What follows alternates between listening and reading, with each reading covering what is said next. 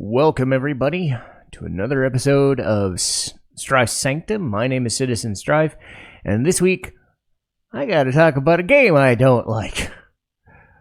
So that's gonna be fun. I loved Xenosaga 1.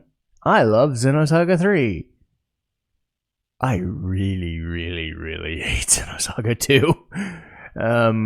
So I don't care if it might be getting a better rap as no, it's terrible. It's fucking terrible. And all of the problems that could have been avoided by not fucking up what they did in the first one are there. And the fact that they had to course correct so wildly in the third game is testament to that, because they had to cobble together something that worked. So, refresher about Xenosaga 1. It was made by Monolith Soft, and Monolith Soft didn't have the cachet they did thanks to Xenoblade to just do whatever. It took Xenoblade for them to finally kind of get, like, all the critical, because they were already critically acclaimed, but all the commercial success that came with, hey, we're in the streaming culture now. I bet you, like, if Xenosaga came out, you know, the first game would have been considered a hit, especially since, you know, anime was a bigger deal now. But, man, the second game would have sucked regardless. Maybe, as a thought experiment, maybe they would have been able to make a sixth game instead of cobbling together something for 3 and making some mistakes with 3 as well. But, you know, you try, and sometimes you make good games. Sometimes you fail really miserably trying new things. Which is funny, because when I watched Xenosaga back, because I don't have access to Xenosaga 2 because Namco Bandai won't release a fucking remaster of the thing, I was left thinking, yeah, this has not changed my opinion in 20 years. It was terrible then, it's terrible now, and watching Xenosaga 3 immediately after it made that even clearer. Because last year I did the primer on Xenosaga 1, and I said that it was fun. It had some issues, like a lack of music, but by and large, the characters were interesting. Shion was a revelation as a main character. You know, lots of cool stuff in a space opera. You know, even if the weird religious lingo and language kind of detracts from what they're trying to do, because it's not about religion. You know, it's the Eva problem. It's like, you don't have to make religious fucking iconography about your fucking aliens, you know? Same deal. It's these dudes in space. You don't need to be talking about gods and Mary Magdalens and whatever the fuck. But hey, still present in 2, but 2 has its own set of problems that I can really dig into. I'll save other issues for 3 when we get to them. But suffice it to say, have I mentioned I hate this game enough?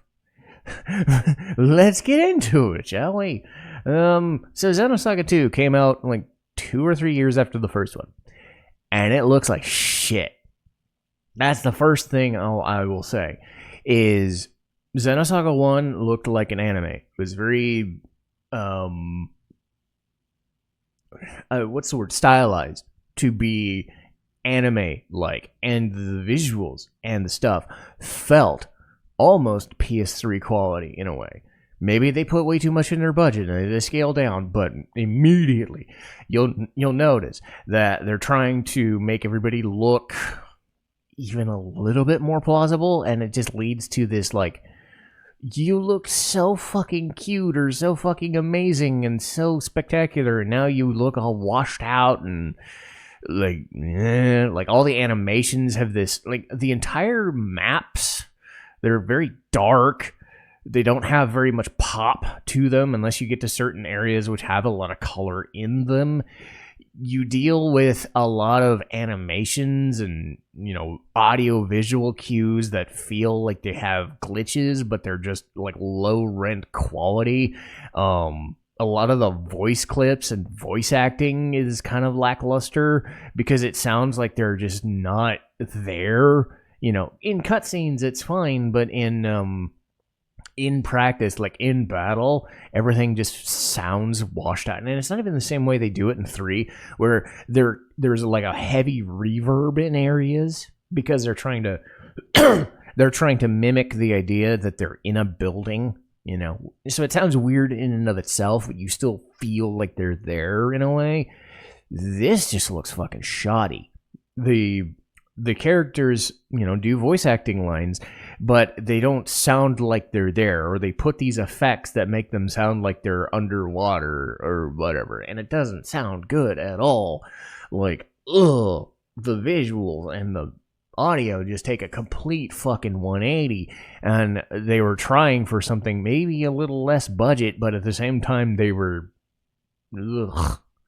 They just don't look pretty at all when you consider what they did with 1. And maybe, you know, all the visual splendor of 1, you know, probably look a little lackluster by today's standards, but for a PS2 game, like early PS2 game, they put a lot of effort into 1, and Xenosaga II just looks ugh.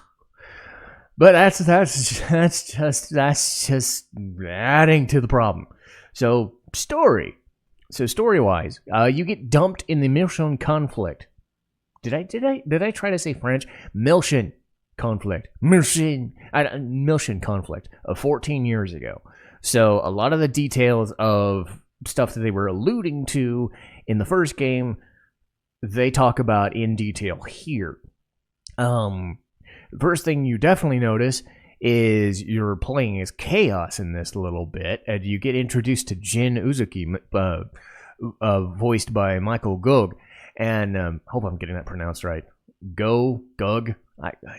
I'm gonna say it's Go, but Chaos, as a lot of characters are replaced by different actors. Chaos, voiced by Joshua Seth this time, and in 3. Goes away from the very lighthearted and, you know, almost too jovial for his own good in the original game, you know, Derek Stephen Prince's interpretation, to a little more just laid back and almost like surfer dude cool, you know, because he is above it all. I will say his more serious scenes are a little bit more accurate, but it just doesn't seem like Seth is the right fit, because it's not like he's a bad actor. And I'm not saying these actors are bad. I'm saying getting rid of the good actors, or most of the good actors, in 1 was a terrible mistake, as we'll get to with other characters. But Chaos does his thing. He meets this guy named Kanan. They're supposed to meet up with these people and avoid all the destruction and the Milchen conflict. Jin's got this data that he hides into Kanan, but he faces off against Margulis. And one of the few cool things about this game is it introduces the Jin Margulis feud, and it carries over into 3. And every time they get a fight in, they do the fucking sword fight, and it's fucking amazing. You know, so I'll give the game credit. It gave us the Jin Margulis feud, but it didn't give us much else. But you get through that, and you go back to Shion's thing, and they're crash landed on second Miltia because of the issues before.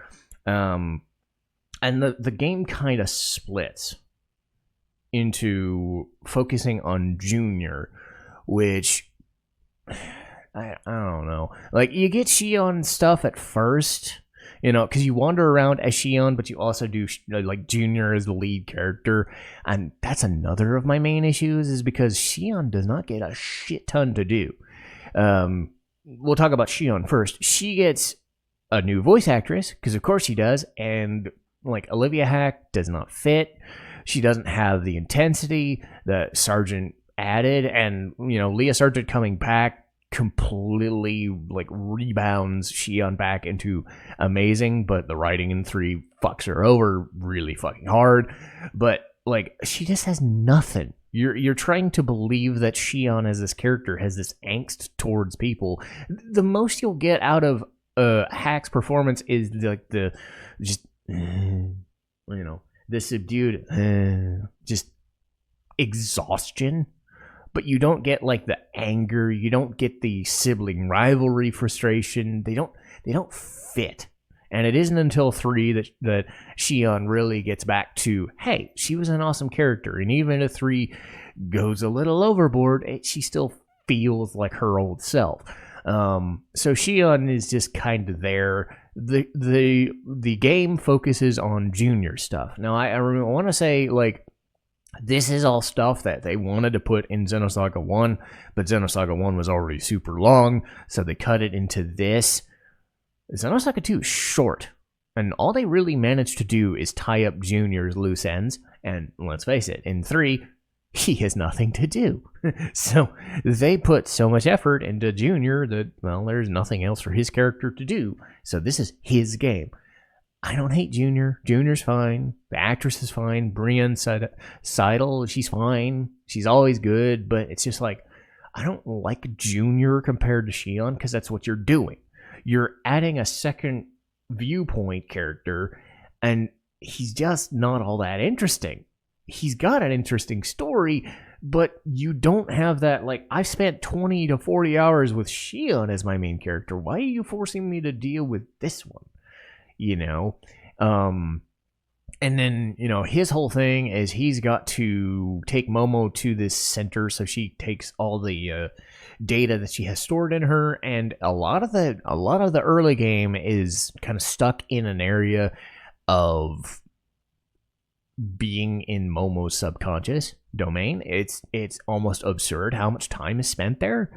You know, to be fair, they're trying to tell the story of Junior and Albedo and Guinan Negredo, which I'll fuck that up quite a bit and keep calling them both. But at least, you know, Albedo is still voiced by Crispin Freeman. You got Guinan voiced by Crispin Freeman as well. No problems there. You've got them. They hold things together quite well. They even had this like split screen scene where Freeman talks to himself as both characters. So it's kind of nice. But it's like, you know, small favors where you can get them. But it's just like, there's not enough there. You're in this fucking trapped subconscious domain, and you're learning about the URTVs as, you know, not kids, but like as they were developed. The idea here is that the person that Momo was modeled after, Sakura, was Yuli Mizrahi's daughter. And I will say this, for all the whining I'm doing about the voice acting changes, the one that really struck me as a good one, well, Jin was one, because he barely got any lines in the first game, but Yuli Mizrahi being Kim, my guest, who was Mei-Ling in Metal Gear Solid and Subaru in Dot Hack Sign, was a good choice. Not that Mizrahi was terrible in the first game, she was just nondescript. Giving her a little bit more human aspect and focusing on her character a little bit more was nice. And you understand why, like, the whole Momo thing is kind of a weird sore spot for her, because she lost a daughter. Like, you have Ziggy trying to tell her that it's like, think of having 2 daughters rather than a replacement daughter, you know, and maybe that'll help a little bit, you know. And Ziggy, again, same actor as before, Richard Epcar, great. Ziggy doesn't get shit to do in this or the third game. They give a lot of stuff to Ziggy in a fucking mobile game, I think. What do they call it? Pied Piper or something? I forget. They tell his story in a fucking mobile game that probably nobody fucking played. So I don't have much to go on. Like, you get flashbacks in all of the games, so you don't really lose any of the context, but it's just kind of like, you know, in terms of if you've only played the main games, he doesn't get shit to do. It's kind of like Chaos without the whole overarching, I'm just here as an observer, I'm stronger than you think, you know. That shit never goes anywhere, by the way. Chaos and Wilhelm, like, nothing ever comes of it. So it's really like, you are the overseer. Like, again, this is one of those things, like, you kind of wish that they would have fleshed out everything so that whatever would have happened, but nothing happens. But, you know, Ziggy's like, in modern day, he's like, Momo is your different daughter, like your second daughter. You had a second daughter, get that idea. And they have this kind of like budding relationship. It's like every tragedy they've had kind of coalesces into this like interesting, they don't like get married or anything, but this kind of like foster father, and then foster mother kind of thing for Momo.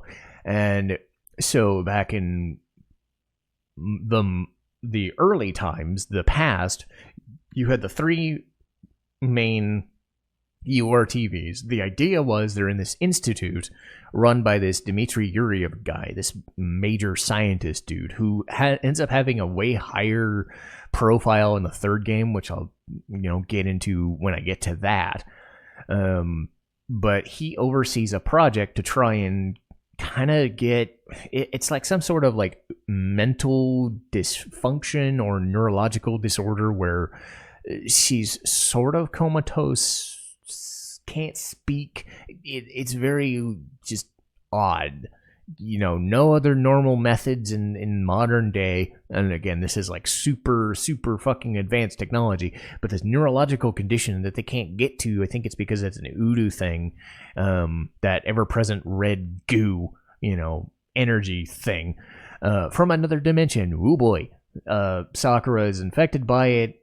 It's not like a lethal disorder, but it's one where she can't speak and can't do anything. So this is kind of their last ditch effort. And you get kind of this budding sense that like Junior and Sakura like each other, and then Albedo and Negredo are kind of like, we're along for the ride. But you kind of see Albedo is like sort of going a bit nuts. You also get like the sequence of them trying to take care of Udu as URTVs, and it fails on them, so you get to realize why Albedo is a fucking nut job and why he has it out for Sakura in a way. That stuff is fine. I'm not hating on that so much. I just don't like the Junior thing as the main focus of a game when you've already established this is your main character. Like, I know it's sort of an ensemble cast situation, but like when you pick a main character, you should stick with that main character unless it's like, a part of a movie. This is not a part of a movie. This is a 20-hour game. And you're basically saying for an 80%, if not 90% of the movie, we're focusing on the secondary main character. So it's like, what happened to the main lead? Because Shion gets at most like one sequence. She gets all her stuff talking to Jin, and she gets a later sequence later on, which we'll get to, but then it's nothing. But, you deal with the Junior thing, you deal with, why Albedo is kind of fucked in the head, because there's like a rivalry going on with other URTVs, but Albedo has this like scared shitless vibe to him, which kind of is an inferiority complex masquerading as just an insanity, but it makes sense, and the Albedo character is something that it's just like, oh my god, this game needed it, because there was not much else to ground it in really good stuff. Might as well talk about Momo now. Oh god, what was her actress? Let me just say this up front. Cosmos also doesn't get anything to do. She's just a stick figure. But not in the I'm going to kick your ass sort of way, and I'm very flashy about it. It's in the Colleen O'Shaughnessy was the Yorha commander in Nier Automata, right? Way later, similar kind of character, way better at it. In this game, whatever she was told to do, she didn't do shit. She didn't get to do anything. Cosmos is there just to be Cosmos, but badly. So she doesn't fit the character. It's a Shion situation all over again. She doesn't fit, and it's worse when you get to freaking Momo, because they took Sherry Lynn and they switched her out for 2 games with Christina Puccelli, and it's like, again, like, ugh. It just, almost all of Christina's lines don't sound like she's even interested. She doesn't even sound like she's there. She has a very terrible version of the "Grant me a miracle" line, which is again brought bad because of the audio. it just feels like a lot of these things were not given 2 or 3 even extra attempts at it. It just doesn't fucking fit. And Momo herself is also just kind of there. You know, she's the plot device for the first disc, and it doesn't fucking work. She's there to accelerate the Junior and Albedo plot because that's all she's there for. Other than that, after game 1, like game 2 and game 3, she just exists as a party member. They switch her out to be an archer kind of thing, which I'll get into with the battle system, but whatever, you know. But you get through the subconscious domain, and then you deal with this like interstitial dungeon that's like in the middle of these fucking black holes. One of the best songs in the fucking game is there, which tells you all you need to know about the fucking songs in the fucking game if they're not all that memorable. I will get to the music as well. But the main thing with the second disc is you're dealing with Ormus, which is the original UTIC organization. They are trying to find something known as, I believe it's called Proto-Omega. And they are using Zohar emulators to grab it and power it. They're in Labyrinthos from the old Day and old Milsha. What Shion finds out is that Febronia's like little sisters are used as fuel for the Zohar experiments in these fucking like experimental tanks, and they're just freaking destroyed and shit. And then Margulis is there to keep fighting Jin and all this crazy shit. They find out that Proto-Omega is being stolen by Ormus's leader, the Patriarch. And the final dungeon is the Omega system. You fight that guy. You find out he was just a proxy for like Wilhelm all along, because Wilhelm is doing all that shit. Did I mention that the voice acting changes have been bad? Well, again, Wilhelm goes from Richard Kensino, I believe is his name, the guy who did Rurouni Kenshin and Vega and the other characters, really kind of good at the whole sitting on a fucking bench sort of thing. And let me see if I've got his name here.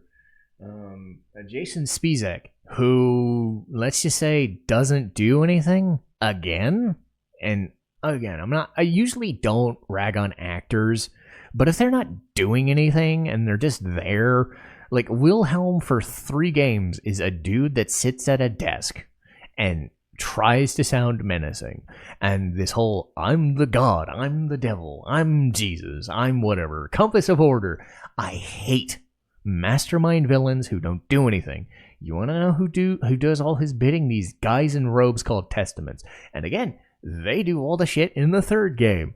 But again, I have more fondness for them than I do the main villain. I don't feel threatened by this guy. Nothing he does feels threatening. His entire story is dumb, and it's like this philosophical nonsense, which again, in the 3rd game, I'll get into more.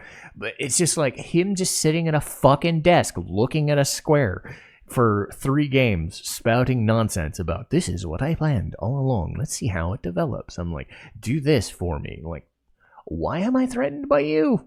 Why do I give a shit? You're some dude in a suit. I don't give a fuck. At least with like Ganondorf sitting on his ass for 7 years in a castle, at least he's wrecked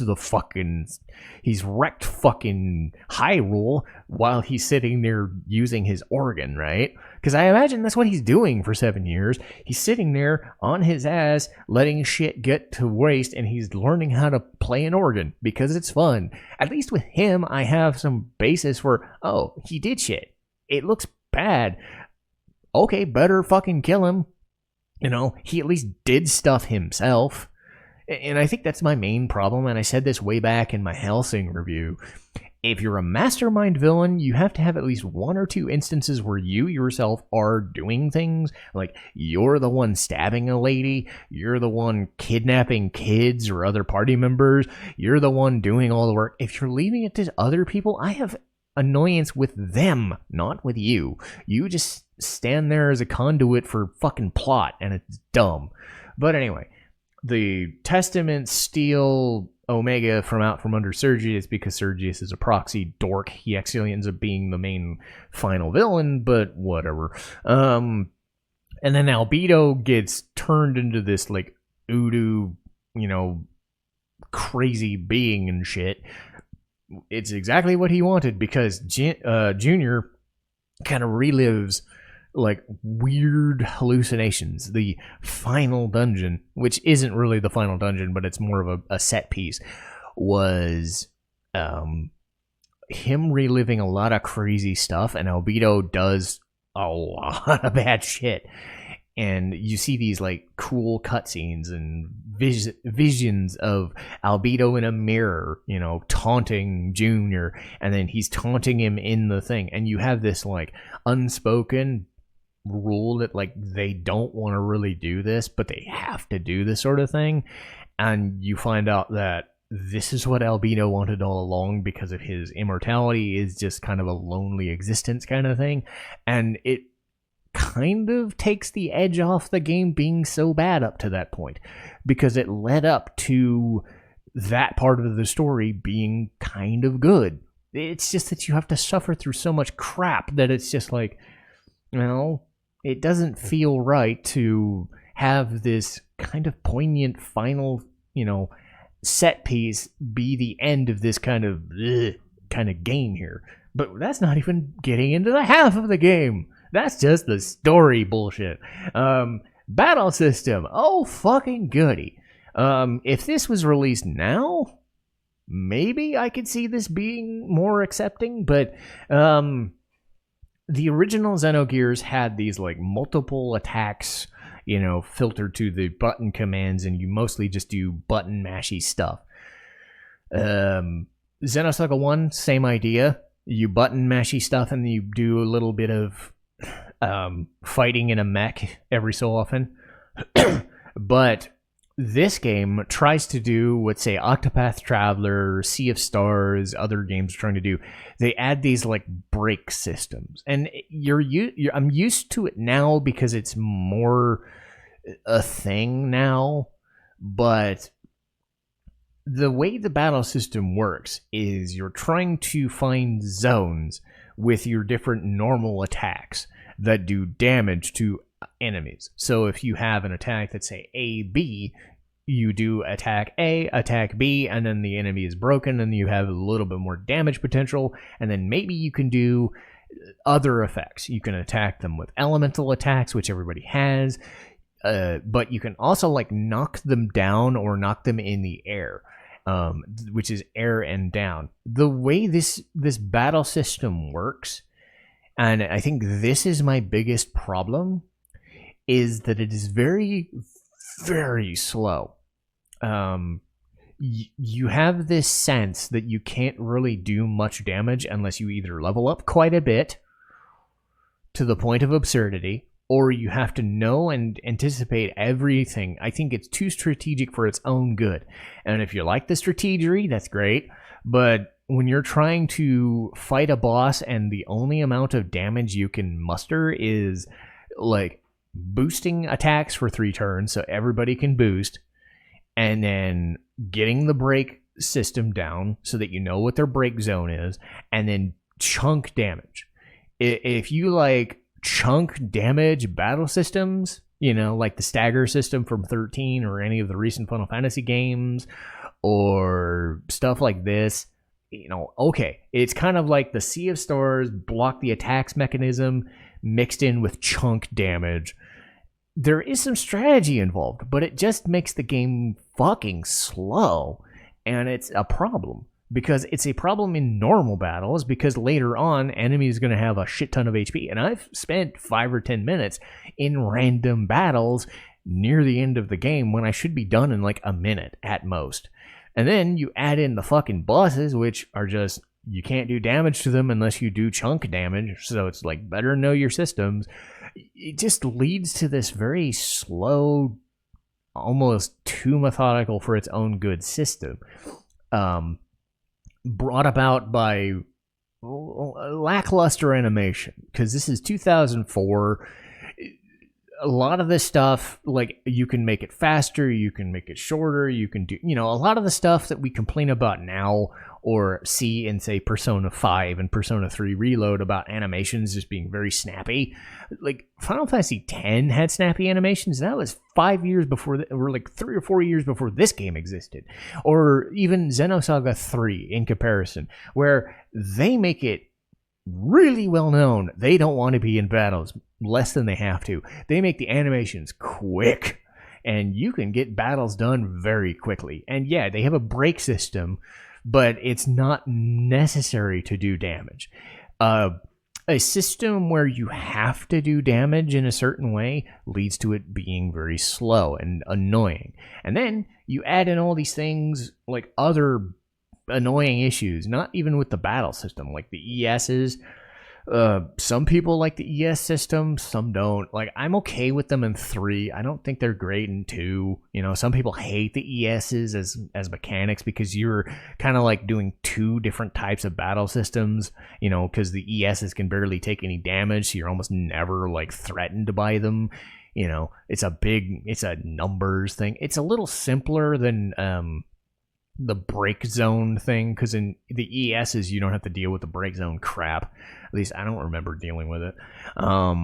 But it is still slow, and they move very slowly, and it's a lot of like style over substance in game 2.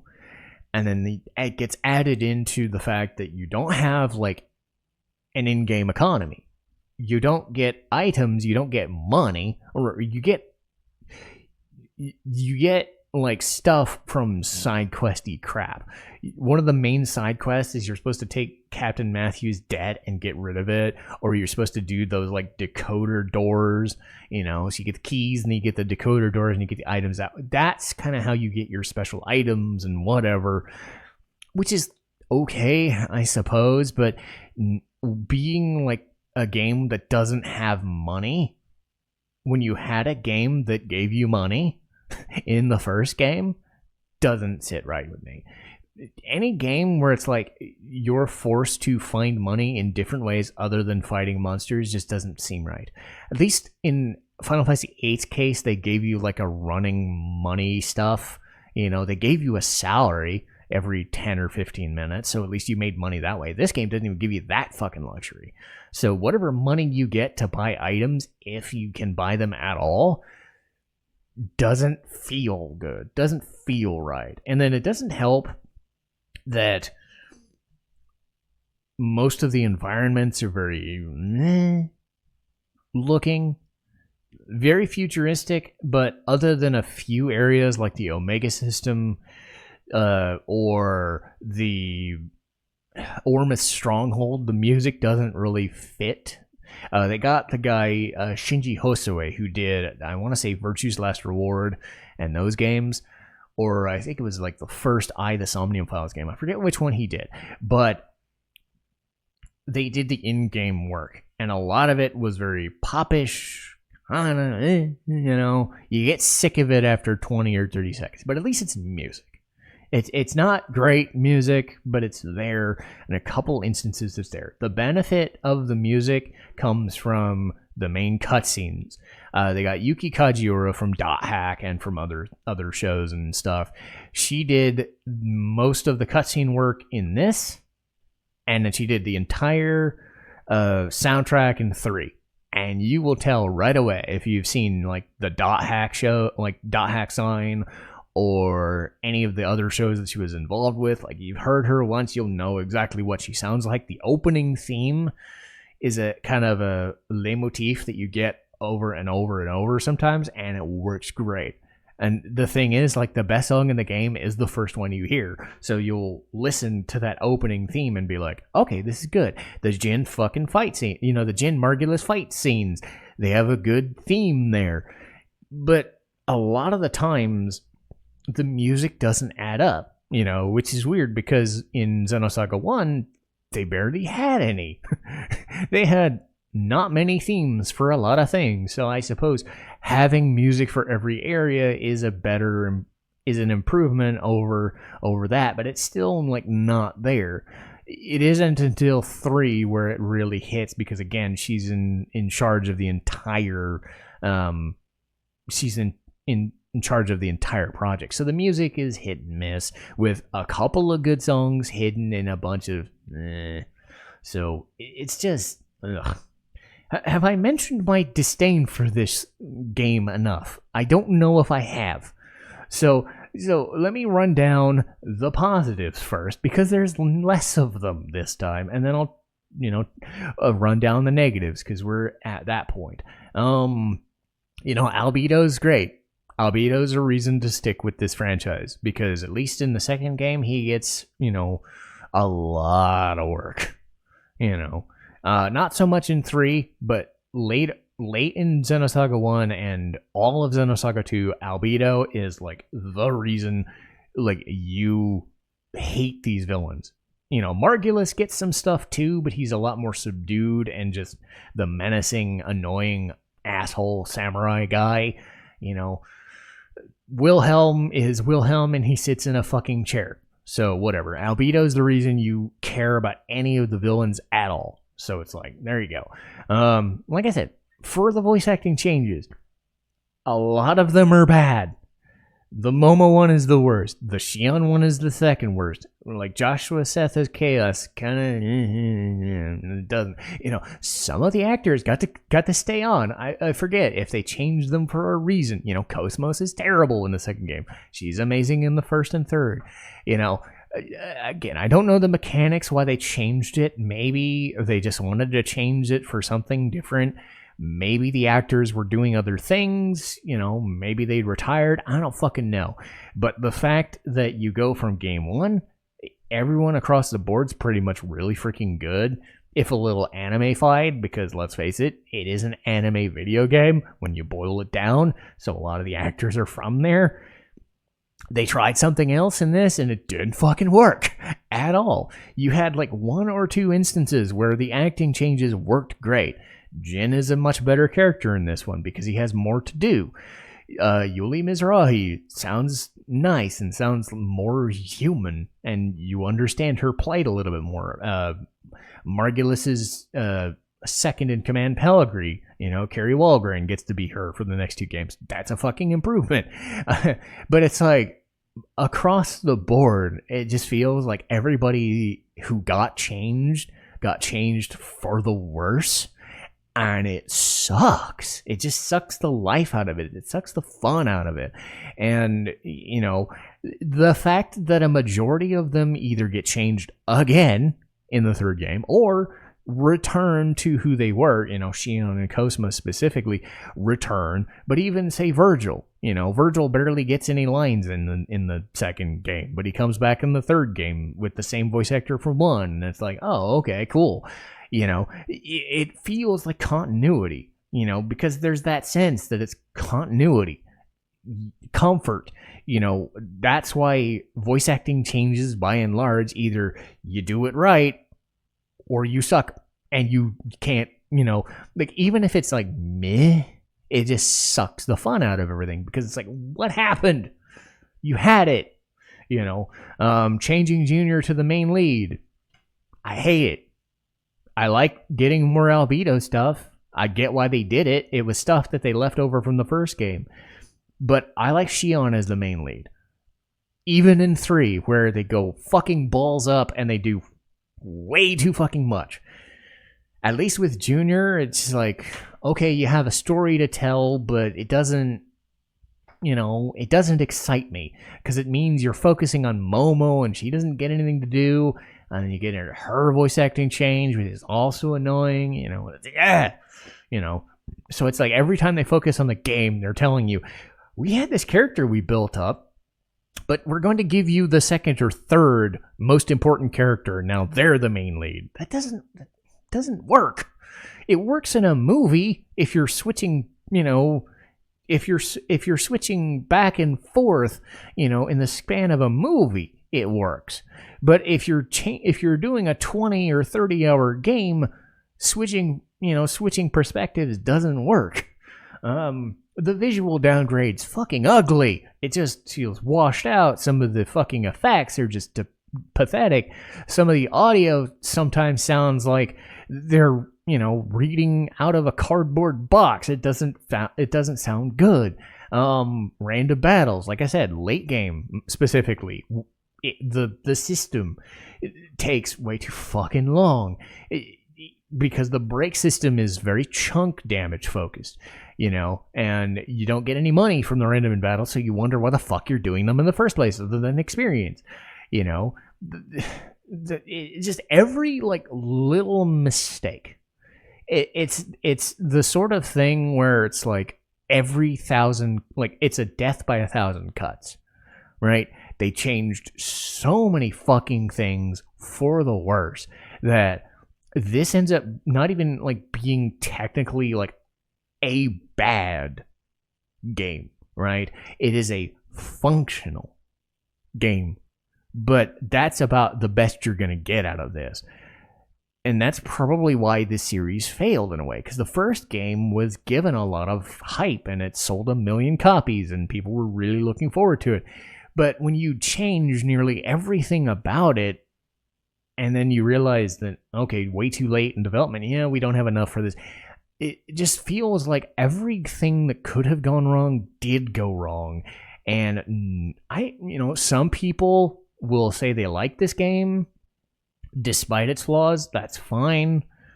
But it is such a disappointment. If you're investing a lot into Xenosaga as a franchise and you came away with one thinking, man, I want to see more of it, and then this comes out, this is just, ugh. There is this prevailing theory that you can skip 2 and then just jump into 3. Sometimes that's the good idea. Playing this game is fucking torturous. Even re-experiencing the story with a lot of the gameplay and audio changes and the actors was a fucking chore, And getting to where we got to with 3 seems like a monumental task, considering what fucking hole they dropped into. So, would I recommend, if they ever do re-release these games on a remaster collection, would I recommend 2? Abso-fucking-lutely not. It was one of the most droll, boring excuses of a video game I've ever experienced, and probably my most frustrating. I know I get pissy about some of the later Final Fantasy games, but at least they feel like full experiences. This is just an exercise in making every potential mistake you can make with a sequel and just shitting it all over a desk and asking us to pay for it. And like I said, whatever the critic acclaim is, whatever the general consensus is, I'm one of those people, and I'm not alone, that fucking abhors this game. And hopefully I've spent the last 45 minutes to an hour explaining every reason why. But that will do. No more complaining. I gotta get to my workout. I'm gonna enjoy the rest of my day because I got through with this fucking mess. But anyway, let me go into my list of stuff about good video games and anime for a change. So let's see what my journey has in store for me. If my thing will load here. 1 second. All right. And yeah, so next week we got the Sankarea episode. So zombies, zombie girlfriends, and weird stuff. Weird father figures. Final Fantasy glitches and translation errors. Gunslinger Girl. Apollo Justice. Ace Attorney. Speaking of games that were frustrating, but not as much as Xenosaga. Casshern Sins. How I Got Into JRPGs and Anime as its own episode. Higehiro, which is a much better show than you see. You hear the description for me, you'll think I'm stupid, but no, it's actually pretty decent. And after that will be Danganronpa, Trigger, Happy, Havoc. But that should do it for me. I've exhausted all of my frustrations, and hopefully I've had catharsis. And hopefully, if you've played Xenosaga II, maybe I've been cathartic for you too. But that'll do it for me, and I'll see you next time. Citizen Strife, signing off.